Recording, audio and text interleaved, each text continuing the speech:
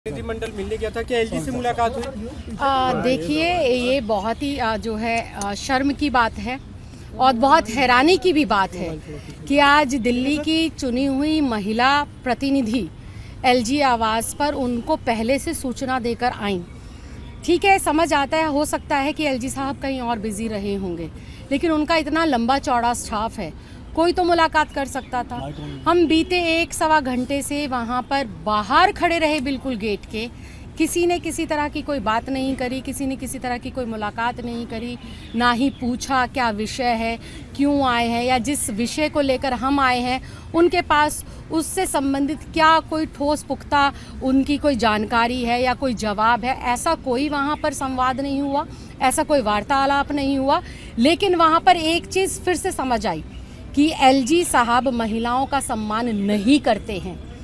LG Vinay Saxena ji पूर्ण तरीके से, ये आज मेरी व्यक्तिगत राय है, जो मुझे वहाँ खड़े होकर महसूस हुआ, वो पूर्ण रूप से महिला विरोधी हैं और महिलाओं को अपमानित करने में उन्हें मज़ा आता है।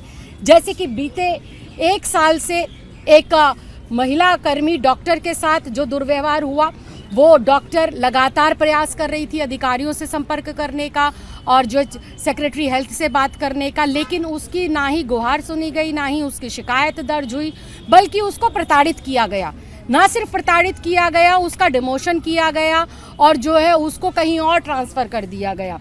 और आज जब उसकी आवाज़ को बुलंद करने के लिए और उसकी हिम्मत बढ़ाने के लिए और जो भी ये व्यक्ति है जिसने ये घटना को अंजाम दिया है, उसकी गिरफ्तारी हो, कड़े से कड़ी कार्रवाई हो, जब इस संदेशे को लेकर हम दिल्ली की चुनी हुई महिला विधायक, दिल्ली विधानसभा की मैं स्वयं उपाध्यक्ष हूँ, जब हम यहाँ पर पहुँचे हैं तो आप देखिए किस तरह से सैकड़ों की संख्या में पुलिस बल की तैनाती की गई। क्या हम में से कोई आपको आतंकवादी लगता है? क्या हम में से आपको कोई बाहुबली लगता है? लेकिन सैकड़ों की संख्या में यहाँ पर पुलिस बल तैनात है। ठीक है, कोई बात नहीं। हम जब अंदर गए तो वहाँ पर हम बिल्कुल उनके गेट के बाहर खड़े रहे और रिक्वेस्ट करते रहे कि जी मिल लीजिए, मिल लीजिए, मिल लीजिए। लेकिन मुझे बेहद हैरानी हुई कि इतना गंभीर विषय है, देश के गृह मंत्री के अंडर दिल्ली की सुरक्षा आती है और दिल्ली की सुरक्षा की जो जिम्मेदारी है दिल्ली के अंदर, वो एलजी विनय सक्सेना जी के अंडर आती है। और इतने गंभीर विषय को वो सिर्फ जो है बंद दरवाज़ों के पीछे बैठकर एंजॉय कर रहे हैं और जो चुनी हुई महिला प्रतिनिधि हैं वो गेट के बाहर खड़ी होकर इस बात का इंतज़ार कर रही हैं कि या तो एलजी महोदय मिल ले या फिर उनका कोई सेक्रेटरी या पीए मिल ले। लेकिन दुर्भाग्यपूर्ण हमारे पास कोई नहीं आया, किसी ने हमारी बात नहीं सुनी, ना ही किसी ने हमारी शिकायत पर संज्ञान लिया या उन्होंने इस पर क्या कार्रवाई करी है, ऐसा कोई ठोस उन्होंने जवाब नहीं दिया। पत्र सौंपा उन्हें। लेकिन उन्होंने हमारी वीडियो रिकॉर्डिंग पूरी करी है। उन्होंने हमारी वीडियो रिकॉर्डिंग करी है, एक-एक की वीडियो रिकॉर्डिंग करी है, एक-एक के पीछे जो है लोग वहाँ पर खड़े थे।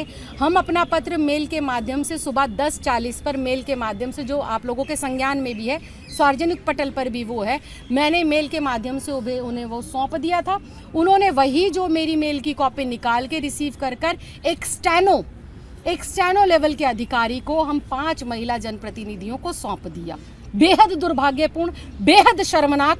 एलजी महोदय को तो शर्म आनी ही चाहिए, इस देश के गृह मंत्री को भी डूब के मर जाना चाहिए कि देश की राजधानी दिल्ली में कोलकाता जैसी जो है घटना का जो है अंजाम देने का प्रयास हो रहा है।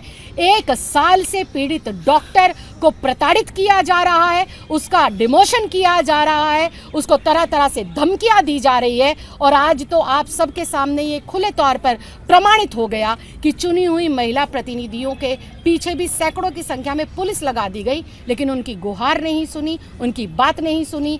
घटनाक्रम पर किस प्रकार से, कब और कैसे संज्ञान लेंगे वो, कोई ऐसा ठोस उन्होंने जवाब नहीं